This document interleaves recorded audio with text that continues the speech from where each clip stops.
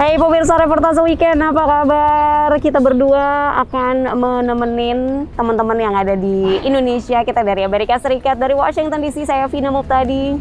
Dan juga bersama saya Ian Umar, kita ketemu lagi di Reportase Weekend di akhir pekan ini. Dan kita akan membawakan berita-berita menarik dari Amerika dan juga dari berbagai mancanegara. Tentunya kalau lagi suasana seperti ini, tahunnya kan Juli itu liburan. Iya. Yang liburan di sini banyak konser. Betul. Ada yang baru nonton konser. Betul banget. Jadi Ian, pemirsa, baru-baru ini Coldplay kan ngadain tour dunia ya, Music of the Spheres. Terus mampir ke Maryland, which is nggak jauh dari Washington DC. Ya udah mumpung kesini, nonton lah gitu. Seru sih karena ini adalah bisa dikatakan konser rame-ramenya saya sejak pandemi ya.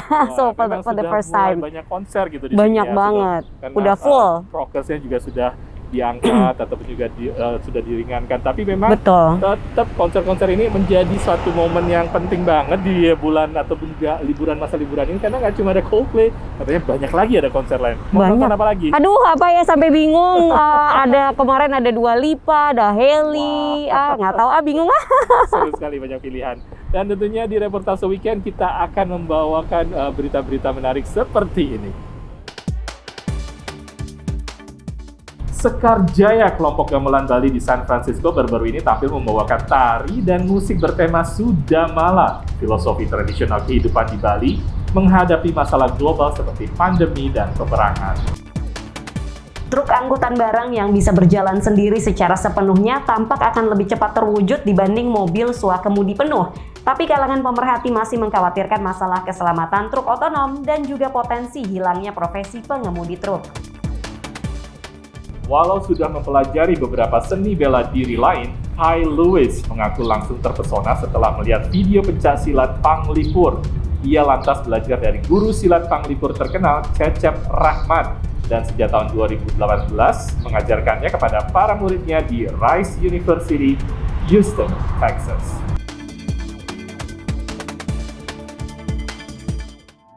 Pemirsa, yang namanya khasanah budaya Indonesia memang sudah tidak diragukan lagi, begitu kaya ya kan, dari mana-mana gitu kan, termasuk misalnya dari Bali. Kalau kita lihat tradisi budaya dari Bali itu juga selain indah dipandang, itu juga mengandung makna yang sangat-sangat dalam ya. Iya, banyak sekali filosofinya. Contohnya kelompok dari Sekar Jaya di San Francisco, kelompok gamelan ini menampilkan tari dan musik di hadapan para warga di San Francisco. Dan yang sangat menarik, ternyata kelompok ini juga berkolaborasi sama dengan artis lokal, artis hip hop. Wow.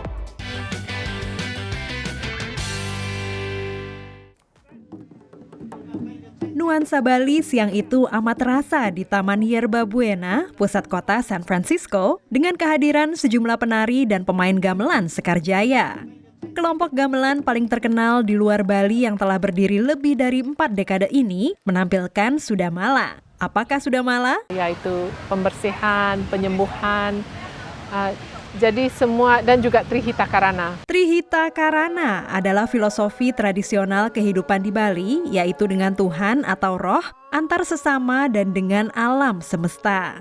Konsep yang mengikat komposisi tubuh dan tari ini dikembangkan Dewa Putu Barata, Direktur Musik Gamelan Sekar Jaya. Nah, sehingga saya mendapat konsep Sudamala, yaitu pengelukatan, penyucian, baik itu angosrira, diri kita sendiri maupun alam ini. Nah, itu sebagai konsepnya. Tradisi ritual musik bersama ini juga membawa pesan penyembuhan bagi berbagai masalah global seperti pandemi dan peperangan. Mari kita introspeksi lagi apa yang kurang balance dari kehidupan kita sebagai manusia, apa yang mesti kita lakukan untuk menjaga alam ini, untuk bekerja sama dengan kita, saling respect. Menari bersama keluarga, teman, dan komunitas menjadi obat untuk pikiran, tubuh, dan raga.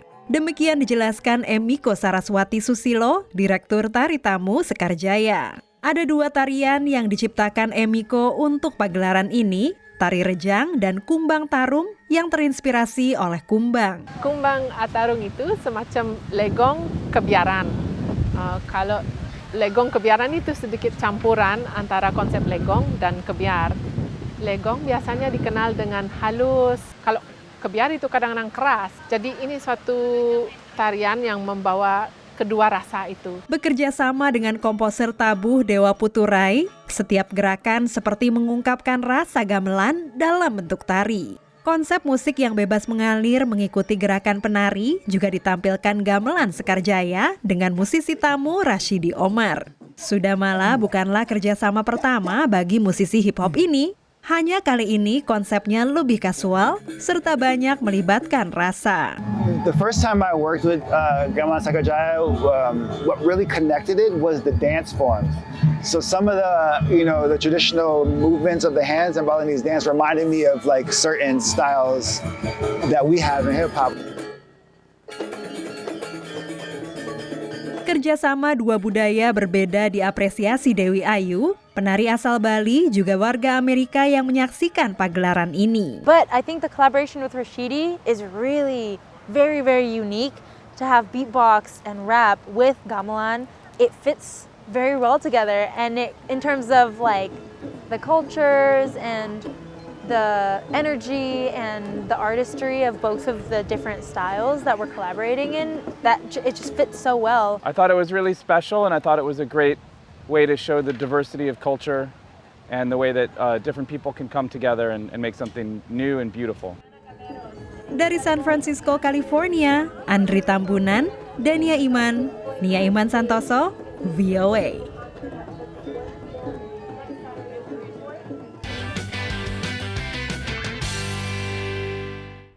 Sungguh kolaborasi yang unik banget ya antara gamelan sama hip hop ya kan. Udah gitu pemirsa, pagelaran Sudamala ini juga sangat kental dengan makna-makna spiritual dan juga filosofinya. Jadi kangen, pengen ke Bali nggak sih? Aduh, pengen banget. Yuk kita siaran dari Bali aja pemirsa. Oke, tentunya jangan kemana-mana. Reportase Weekend akan kembali setelah yang satu.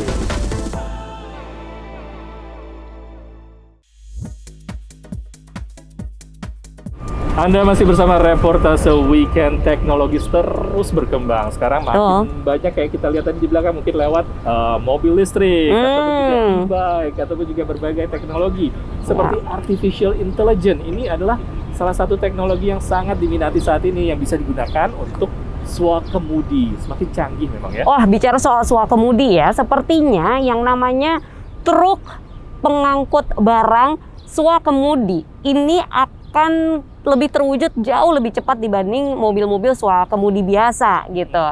Nah, tapi para pemerhati teknologi ini juga masih mengkhawatirkan tentang keamanannya gimana ya. Udah gitu yang dikhawatirkannya lagi takutnya nanti kalau udah kejadian yang namanya pekerjaan supir truk jadi hilang, jadi berkurang ya kan. Terus gimana dong pemirsa? Langsung aja kita lihat reportasenya.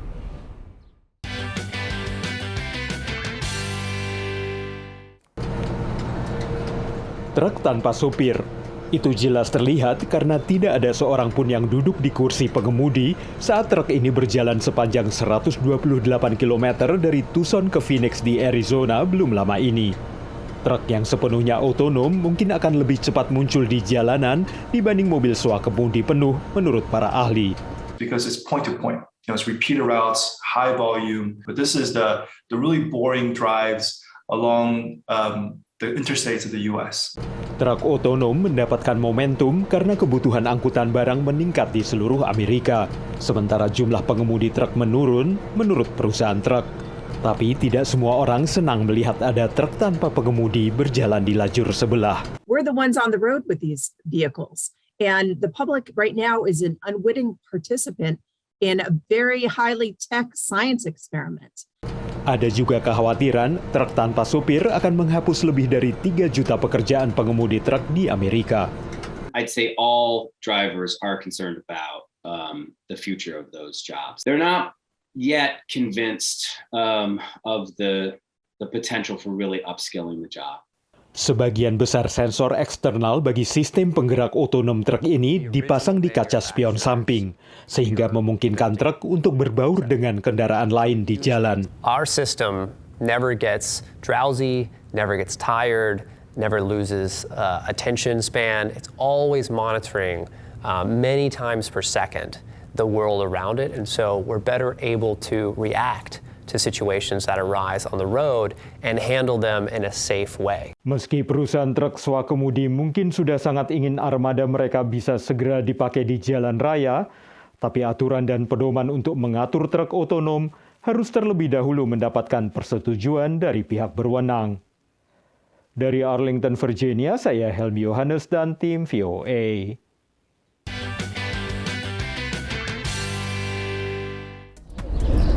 Kebayang nggak sih suatu hari nanti kalau misalnya kita lagi nyetir di jalan tol gitu ya, itu banyak truk, tapi nggak ada supirnya. Ternyata itu truk swakemudi. I think that is gonna happen in the near future.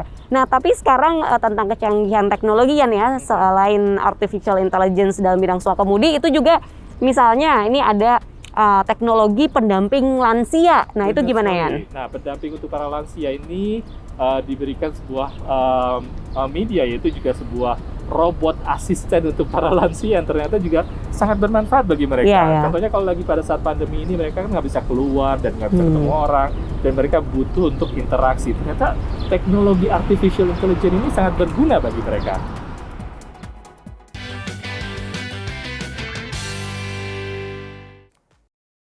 LQ, can we have coffee? I like that idea.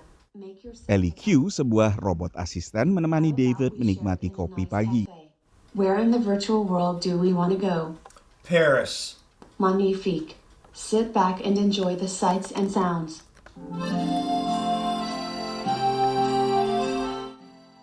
Dari rumahnya dekat Richmond, negara bagian Virginia, David bisa ngopi secara virtual ke berbagai kota lain di dunia. Dengan kecerdasan buatan, sensor internal, dan kendali lisan, LQ adalah salah satu robot yang dirancang untuk menampingi para lansia. There simply haven't been robots that have been sophisticated enough to be ready to be used by real people. And we're finally seeing robots that are able to be deployed in the real world with real people. LQ. Bukan hanya menemani kopi pagi, LQ juga memantau kesehatan David. Can you tell me what blood glucose reading you got today? 176. Got it. I'll jot it down. Robot ini juga membantu David mengasah otak dengan kuis. In Charlotte's Web, what type of animal is Charlotte? A spider. Kata-kata inspiratif. Thank you for that. You're very welcome. Dan permainan gambar. Tell me about this picture. Bagi David, LQ juga membawa ketenangan karena suaranya mengingatkannya pada kakaknya yang meninggal 9 tahun sebelumnya. LQ came in and her voice reminds me of my sister. It just makes me feel good that, it's that connection that I had with my sister. Let's have some fun, David. Pandemi akhirnya mempercepat adopsi teknologi robotik, tapi banyak robot yang dikembangkan dan kemudian digunakan selama pandemi lebih bersifat pasif menjalankan perintah, termasuk perintah lisan. Di antaranya robot pengirim makanan dan juga robot untuk membersihkan rumah. Tapi kecerdasan buatan yang dikembangkan sebagai pendamping atau asisten manusia harus melakukan interaksi. Menurut perancangnya, LQ diprogram untuk empati atau terkesan ikut merasakan perasaan pengguna dalam interaksinya. For an AI to truly help humans, it needs to project empathy. It needs to be on the journey with them. Our customers don't refer to LQ as a device or as a product. They refer to LQ as a companion, a roommate, a character or a presence in their lives. Interaksi seperti inilah bisa juga menghindari kesepian yang banyak dirasakan warga lansia. Begitu keluarga telah pindah ke kota lain atau sebagian keluarga dan teman bahkan telah meninggal. Dari Washington DC, Nova Purwadi dan tim VOA.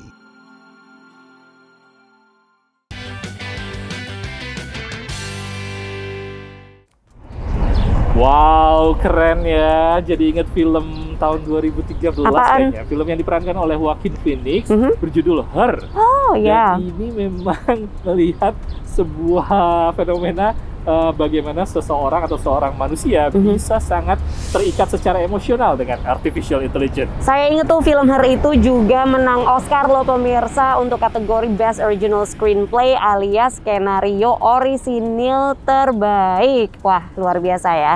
Oke pemirsa, jangan kemana-mana, tetap di Reportase Weekend.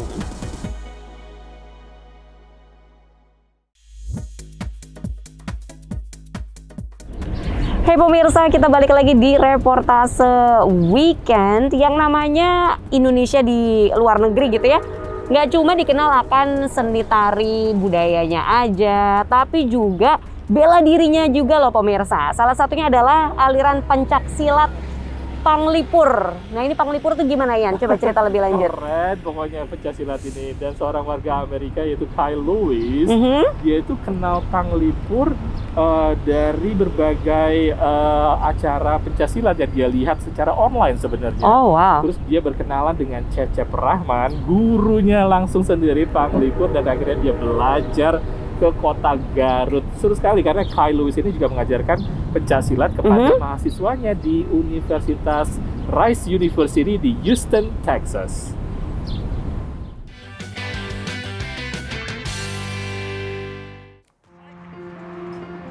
In specific Panglipur, we call each other by familial terms. So we say Kang, or you've heard Ka, just means brother.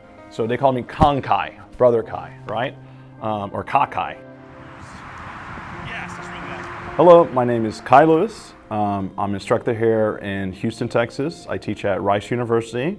I teach Pencak Silat Panglipur. Kang Kai atau Kak Kai mulai mengajar silat Panglipur yang berasal dari Jawa Barat dan Sumatera sejak 2018 di Houston, Texas.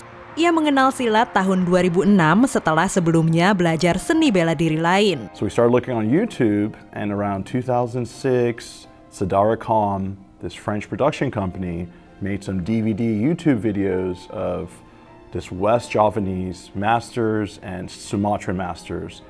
And I saw them and my brain was just blown away. I didn't understand what was happening. Kai lalu mencari guru silat tradisional hingga akhirnya bertemu Cecep Rahman, guru silat Panglipur yang datang ke Amerika tahun 2012. They invited me to Garut in 2012. He's my main influence and inspiration in doing silat. He's really great. He's able to break down traditional stuff and modern stuff, which I value myself, and he likes to combine it in a way that's accessible to modern people. Jamal Muhammad adalah murid Kai sejak 4 tahun lalu. Seperti Kai, ia tertarik belajar silat karena pengaruh media seperti film yang ikut mempopulerkannya. But I saw the movie The Raid, and I was like, wait, what's that? And I heard of silat in a Street Fighter video game. It was the name of a character. I was here in Houston, started looking up some things, and when I saw Kai's site, it was on Facebook. Kendala utama Kai dalam mempelajari silat adalah bahasa. Sementara tantangan terbesarnya dalam mengajarkan seni bela diri ini adalah masalah rasa. How can I help someone feel something? It's a lot of sensitivity or rasa. You have to feel what's happening. If you're too Western or mental or mechanical, you can mimic, but mimicking isn't a path to mastery. So you have to be able to feel, and that's nonverbal. That's the hardest breakthrough for most people. Ini diakui Ra Shenggo, murid Kai yang mengenal silat saat berkunjung ke Indonesia. It's simple yet difficult. This style is, or silat style is a little more intuitive and less like robotic, less cookie cutter. Walau tak mudah, namun ini tak menyurutkan niat para warga Amerika untuk mempelajari pencak silat. Menurut Darren, mahasiswa tingkat 3 di Rice University, silat tak hanya menekankan pada komponen fisik. Where silat, there's more of a mental component, and so it's more like meditative, it's more relaxing, it's focused on like agility and having this fluid movement to it. Dan yang membuat muridnya seperti Patrick Layton Gilbert semangat belajar silat adalah sosok Kyle Lewis yang sudah dianggap seperti keluarga sendiri. Oh, that dude, love that dude. That's good. He's a good guy. Like I said, I've done all kinds of martial arts. I stuck around in this because I like that guy. That guy's a cool guy.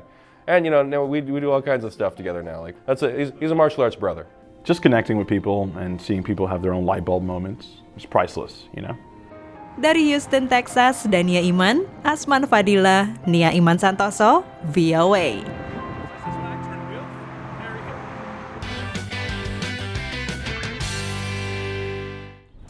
Nggak tanggung-tanggung pemirsa, Kyle Lewis ini berguru langsung ya dari ahlinya yaitu Cecep Rahman di Garut di Indonesia. Makanya jago kan? Keren sekali ya. Waduh, maju terus untuk pencak silat.